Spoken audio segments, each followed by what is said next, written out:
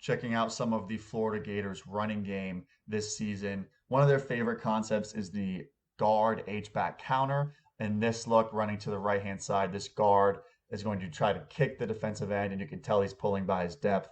And the H-back is going to be the wrap player for that inside linebacker. Now, Texas A&M obviously saw this on film, and they taught their defensive ends to use a wrong arm or a wrong shoulder technique where he's actually going to use his left shoulder to get the inside gap against this kick out pulling guard. So you'll see it happen on this play where this defensive end right there dips his shoulder, uses his left shoulder to insert himself inside.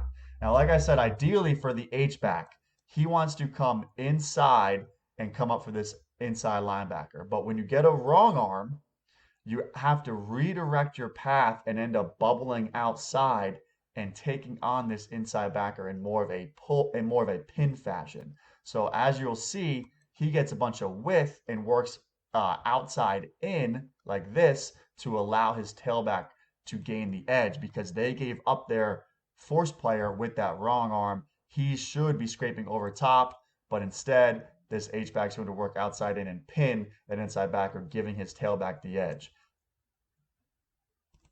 He gets a lot of width, but it still ends up being an effective block to get his running back to the outside. Now, the very next play, very similar thing happened.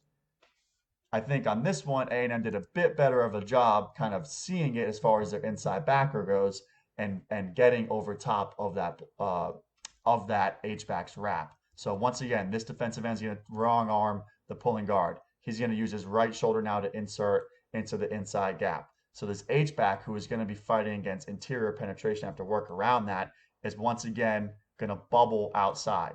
But this linebacker is going to be working from the outside in. He got over top, and he's kind of angled from right there. So this H-back is going to see that, decide that I'm not going to be able to get to the outside to pin him, and instead I'm just going to cut him.